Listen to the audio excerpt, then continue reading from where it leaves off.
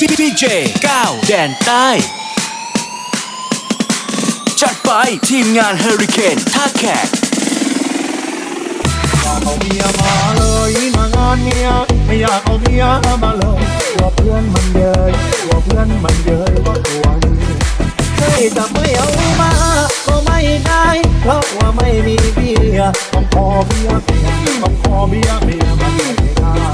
ไม่อยากเอาเมียมาเลยแม่ทูลหัวเพราะทำให้ผัวรำคาญจะเมาให้ขาดจะเมาให้ขาดก็เกรงใจ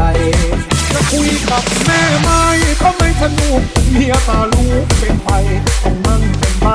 ต้องนั่งเป็นไปไม่อยากเอาเมียมาเลยแม่คุณเอ้ยอยากให้นอนอยู่บ้านมาแล้วรำคาญมาแล้วรำคาญที่ปวดใจเขายกแก้วดื่มเหล้าเข้าไปนิดนะก็คอยจะกินเอาไว้งานนี้เลยไม่ได้งานนี้เลยไม่ได้เมาไม่อยากเอาเมียมาเลยดังงานนี้ไม่อยากพบเมียเลยเราไม่ได้เมาไม่ได้เมาต้องนั่งเพ่งโอ้ตะโกนเพื่อนเคยอยู่ไม่ได้คืออยู่ไปจริงเพ่งเมียคนจริงเมียคนจัดไปทีมงานเฮอริเคนท่าแขก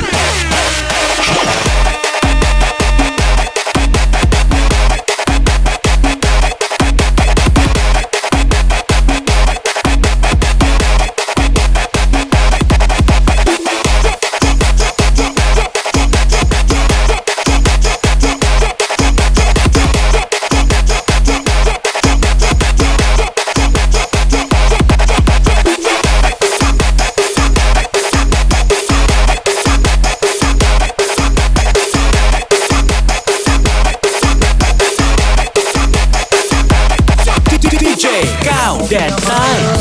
ดังงานนี้ไม่อยากพบเมียเลยเราไม่ได้เมาไม่ได้เมาต้องนั่งเพ่งโอ้ตะโกนเพื่อนเคยอยู่ไม่ได้คืออยู่ไปจริงเพ่งเมียคนจริงเมียคนจัดไปทีมงานเฮอริเคนท่าแขก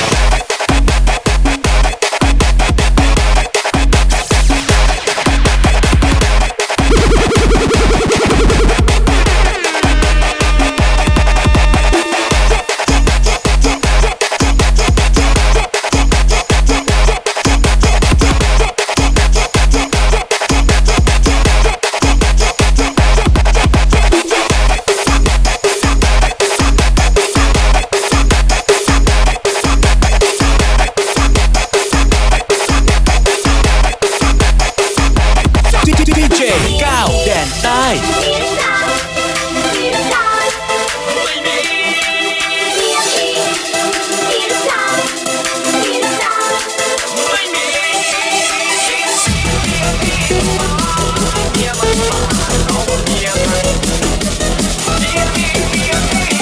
จัดไปทีมงานเฮอริเคนท่าแขก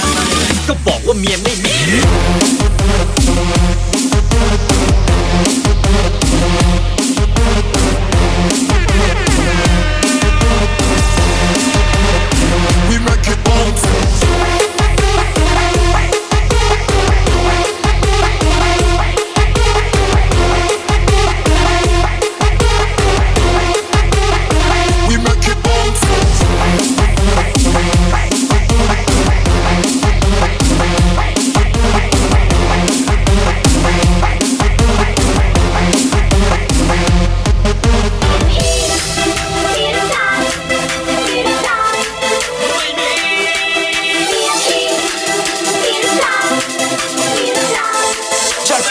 ทีมงานเฮอริเคนท่าแขกเมียพี่ต้องมา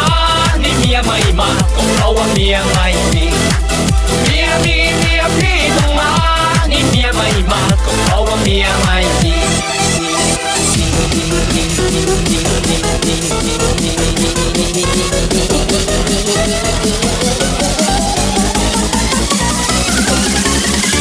ก็บอกว่าเมียไม่มี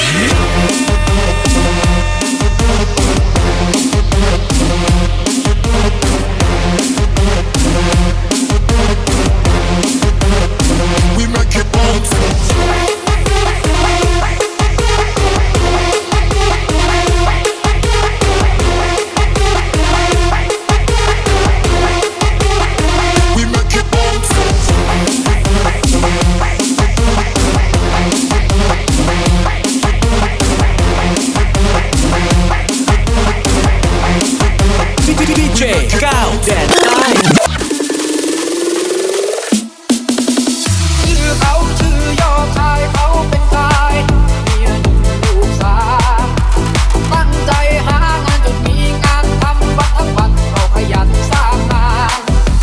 เหน็ดเหนื่อยก็ยังทำงานความคิดอ่านสร้างสรรค์เต็มหัวรับราชการรับงานประชาชนไม่เคยบ่นไม่เคยยั้งรั้นมาวิชาประจบสพไม่เคยมีวิชาหน้าด้านหน้าคมไม่เคยศึกษาเขาตั้งหน้าว่าทำงานอย่างเดียวไม่เคยเกี่ยวไม่เคยเรียกเจ้านายทั้งกายใจและหัวใจประชาชน จัดไปทีมงาน HURRICANE ท่าแขก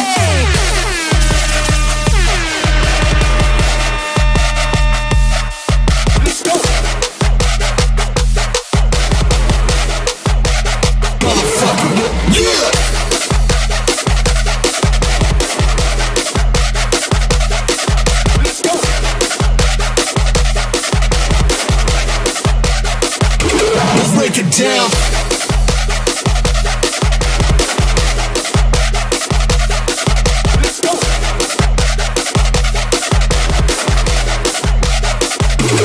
Break it down.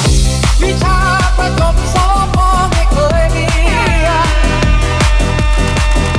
วิชาหน้าด้านหน้าคมไม่เคยศึกษาเขาตั้งหน้าว่าทำงานอย่างเดียวไม่เคยเกี่ยวไม่เคยเรียกเจ้านายทั้งกายใจและหัวใจประชาชน จัดไปทีมงาน HURRICANE ท่าแขก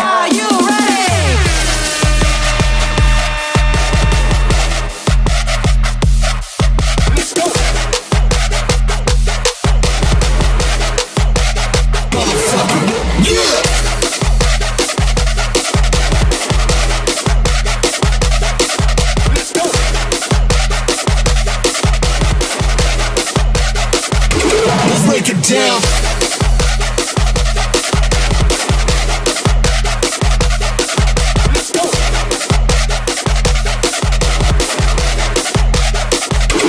Break it down. จัดไปทีมงาน HURRICANE ท่าแขก